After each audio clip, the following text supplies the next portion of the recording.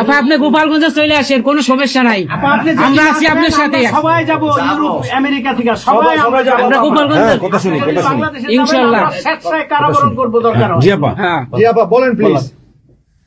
ওই আগুন দিয়ে পোড়ানোর পরে যেটুকু অবশিষ্ট ছিল সেটা লুট করতে গেছিল, ওটা চোর। জি বড় চোর, বড় চোর, সুদখোর, সুদখোর। ঠক। জি আপা। আপা আবার বিচার করবে আমাদের। আপা আচ্ছা আমি ওর বিচার করবে জনতা। Yes, yes, আপা। জনতা তো করবেই, আমরা নিজেরা করবো আপা, ফাঁসি চাই না, নিজের হাতে আমরা করবো। দৃষ্টান্তমূলক ফাঁসি চাই, যেটা জনগণ দেখবে, ওই ফাঁসি চাই। যার যার বাড়ি ঘর পড়াইছে করছে,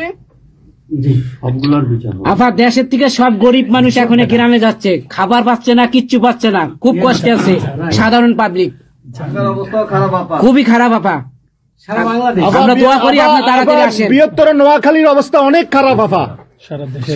সারা বাংলাদেশের অবস্থা খারাপ। বানায় রাখছে ওরা আপা, সারা বাংলাদেশটাকে একটা বদ্ধ ভূমি বানায় রাখছে, যেখানে সেখানে হত্যা, মানে এমন কোন লোক নাই যারা এখন শান্তিতে আছে। সবাই একটা কথাই বলে যে আগেই ভালো ছিল, আগে সরকারি ভালো ছিল। আমরা ভুল করেছি আপা, এই কথা সবাই বলে। সবাই অনুতপ্ত আপা। আপনি বলেন জি আপা প্লিজ প্লিজ বলেন আপা প্লিজ। প্রত্যেকটা জায়গায় তো এইভাবে। এবং এখন আবার সে ওই আর একটা পদক্ষেপ নিচ্ছে, এদিকে প্রায় 80 জন প্লাস আরো 35 জন, সেই সাথে 300 লোক, তারা জেলা উপজেলা ইউনিয়নে সার্ভে করতে পাঠাচ্ছে। সবাইকে বলে দাও ওই সার্ভে করতে কারা যায়, কাদের নাম লিখছে, Yes, of course, আমরা করবো। Definitely keep that it. Yeah. আমরা চাই আপা আপনি সুস্থ থাকেন, আপনি সুস্থ থাকলে বাংলাদেশ সুস্থ থাকবে, বাংলাদেশ ভালো থাকবে। আপনাকে আবার আমরা ফিরিয়ে এনে বাংলাদেশকে আবার এগিয়ে নিয়ে যাওয়ার জন্য জয়ের মালা করা বাংলা, আবার জয় বাংলা, জয় বাংলা, জয় বঙ্গবন্ধু। জি আপা প্লিজ। আমরা তোমাদের যে দেশে আছো সেই দেশে স্যার ডেনমার্ক আমেরিকা সবাই এখানে আছি আপা, ডেনমার্ক আমেরিকা সবাই আছি। আপা আপনি এখন আমাদের কিছু নির্দেশনা দেন, আমরা প্রবাসী থেকে কি করতে পারি, এবং বাংলাদেশে আমাদের যে ফ্যামিলি আছে, আত্মীয় স্বজন আছে, আমাদের যে বিভিন্ন দলের নেতৃবৃন্দরা আছে, আমরা কিন্তু অর্থনৈতিক থেকে বিভিন্ন ভাবে সহযোগিতা করতেছি, যার যেভাবে পারি আমরা। বাকিটা আপা আপনি নির্দেশনা দেন, আপনার নির্দেশনার মতো আমরা কাজ করবো বাংলাদেশে এবং প্রবাসে। তোমাদের যেটা করতে হবে, একটা হচ্ছে তোমরা যে দেশে আছো সেই দেশের আইন কানুন মেনে ওখানকার যারা নির্বাচিত প্রতিনিধি বা সরকার বা যে বিভিন্ন মানবাধিকার সংস্থা, তারপরে 165 জন সাংবাদিকের চাকরি নাই, তাদের অ্যাক্রেডিটেশন কার্ড বাতিল করে দিছে। 106 জন সাংবাদিকের বিরুদ্ধে হত্যা মামলা দিছে এবং আমাদের কতজনকে গ্রেপ্তার করে জেলে ঢুকাইছে, মানবিক জীবন যাপন করছে। সাংস্কৃতিক কাজ করতে পারে না, ব্যান্ড শোরা ব্যান্ড কোন অনুষ্ঠান করতে পারে না, পাকিস্তান থেকে ব্যান্ড শো এনে করায়, অথচ আমাদের দেশে ব্যান্ড শো যারা তারা এখন কাজ পায় না। এরা আবার এদের সাথেই ছিল, তারাও লাল রং লাগাইছিল, এখন আর তাদের পাত্তা নাই, কাজ পায় না। স্বীকৃতি কর্মকাণ্ড বন্ধ, সমস্ত সামাজিক নিরাপত্তার যত গরিব মানুষ আমরা বয়স্ক ভাতা, বিধবা ভাতা, মুক্তিযোদ্ধা ভাতা যা যা দিয়েছিলাম সেগুলি সব বন্ধ করে দিয়ে সেটা মেরে খেয়ে গেছে। এমনকি মানে সারা দেশটাকে একটা লুটের রাজত্ব, খুনের রাজত্ব সৃষ্টি করছে। এই বিষয়টাই যে মানবাধিকার লঙ্ঘন, সাংবাদিকদের উপরে নির্যাতন, সাংবাদিকদের অত্যাচার করা, মহিলা সাংবাদিকদের যেভাবে অপমান করছে, এই বিষয়গুলি জনমত তোমাদের তৈরি করতে পারে আন্তর্জাতিক পর্যায়ে। ইউনুসের যে বিভৎস চেহারাটা, ওইটাই আজকে মানুষের কাছে স্পষ্ট হয়ে গেছে। একটা রাষ্ট্র চালাতে সে টোটালি ব্যর্থ। এই জিনিসগুলি কি আপা? আপা আমি একটা বলি, ইউনুস সাহেব রাখছে 4টা টোকাই রাখছে, সাথে 4টা টোকাই রাখছে। আর আপনি চিন্তা করেন না বাংলাদেশে গৃহযুদ্ধ হবে তখন আপনাকে দেখবে। তোমাদের করতে হবে ইউরোপিয়ান ইউনিয়নে, যেখানে তোমার ওখানকার পার্লামেন্টে যেখানে আসো, সব জায়গায় এই জনমত তৈরি করতে হবে।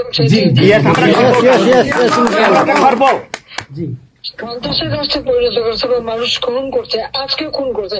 আজকে তুমি জানো মতলবে আমাদের মোহাম্মদ হোসেন ভাইয়ের বাড়িতে আগুন দিয়েছে। খুন এইগুলি সে করে বেড়াচ্ছে এবং সমস্ত এই ইচ্ছা মতো। কাজে তোমরা এই বিষয়গুলি তোলো, আর আত্মীয় স্বজন বন্ধু বান্ধব পরিচিত যারা আছে খুবই কষ্ট আছে, তাদেরকে সাহায্য করো। মামলা দিয়ে দিয়ে আমাদের নেতা কর্মীদের চরম হয়রানি করে যাচ্ছে, তাদেরকে সহযোগিতা করা, এই যে আইনজীবী ঠিক করা এবং আন্তর্জাতিক ভাবে কিভাবে মানে এদেরকে সব জনমত সৃষ্টি করা এবং সরকার যে অপকর্মগুলি করছে সেগুলি তুলে ধরা, এই কাজগুলি তোমাদের আমরা করবো। আপা একটা জিনিস একটু সন্দেহ লাগতেছে আপা, তাদের সাথে তোমরা থাকবা, কাজ করবা, আর দেশের ভিতরে মানুষকে যে এই সরকারকে না তাহলে দেশের মানুষের মুক্তি দেয় করবে। হ্যাঁ আপা, আমি একটু একটা কথা বলতে চাই। একটা জিনিস একটু সন্দেহ লাগতেছে যে পাকিস্তান থেকে যে শিপের মধ্যে কতগুলি কন্টেনার আসলো, এইটা কেন এবং এত দ্রুত ওরা কিভাবে পাকিস্তানের সঙ্গে ব্যবসায়িক সম্পর্কটা গড়লো? কারণ এইটা তো কোনোদিন ছিল না বাংলাদেশে, ৭১-এর পরে এটা হয় নাই আপা। এখন এইটা নিয়ে আমাদের আপনি তো অবশ্যই আপনি অনেক কিছু অবগত আছেন, এটা আমাদের জানার প্রয়োজন।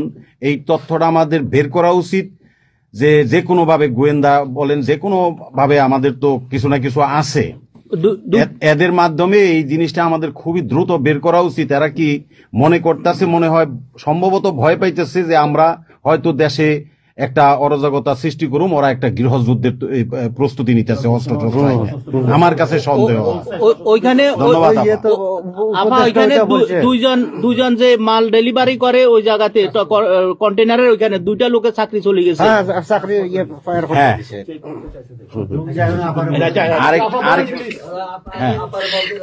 দেখতে চাই যে স্ক্যান করতে চাইছে, দেয় নাই।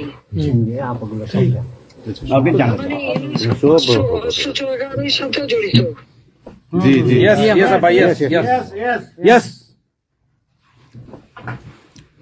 আপা এই দেশটাকে তো ওরা আবার সেই পাকিস্তানের পর্যায়ে নিয়ে গেছে, আমাদের এই দেশটাকে আবার উদ্ধার করতে হবে ইনশাল্লাহ। এই জন্য আমাদের যা করতে হবে প্রবাসী এবং দেশে, আপা আমরা যারা বাহিরে আছি আপা, আমরা প্রয়োজনে দেশে গিয়ে আবার ওই মুক্তিযুদ্ধ আমরা দেখি নাই ৭১-এ, আমরা নতুন মুক্তিযুদ্ধে আমরা অংশ নিব আপা ইনশাল্লাহ। এই দেশকে আমাদের উদ্ধার করতেই হবে, এই দেশকে উদ্ধার করতেই হবে আপা আমাদের।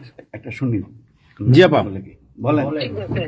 আচ্ছা আপা, আমরা শেষ করবেন। আমরা ডেনমার্ক আওয়ামী লীগের পক্ষ থেকে এই জায়গায় আমরা যারা আছি, আমাদের বয়োজ্যেষ্ঠ নেতৃবৃন্দ আছে।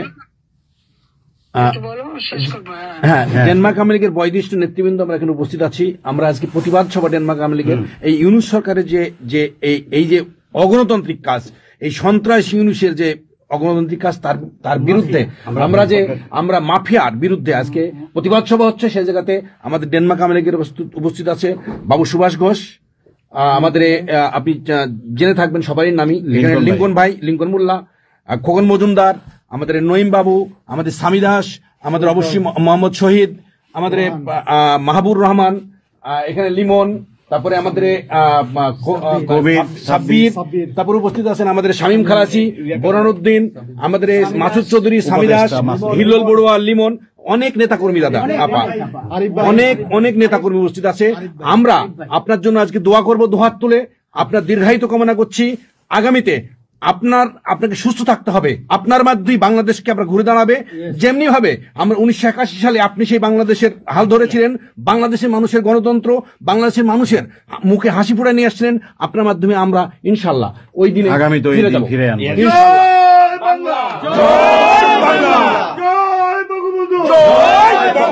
শেখ হাসিনার সরকার বারবার দরকার, বারবার দরকার। শেখ হাসিনার সরকার, শেখ হাসিনার ভয় নাই, রাজপথ ছাড়ি নাই, রাজপথ ছাড়ি নাই। শেখ হাসিনার ভয় নাই, শেখ হাসিনার সরকার বারবার দরকার, শেখ হাসিনার সরকার বারবার দরকার। আপা আপনি একটা ঠিক করে শুনুন, বলুন প্লিজ বলেন। আপনি তো বিজি এমনিও।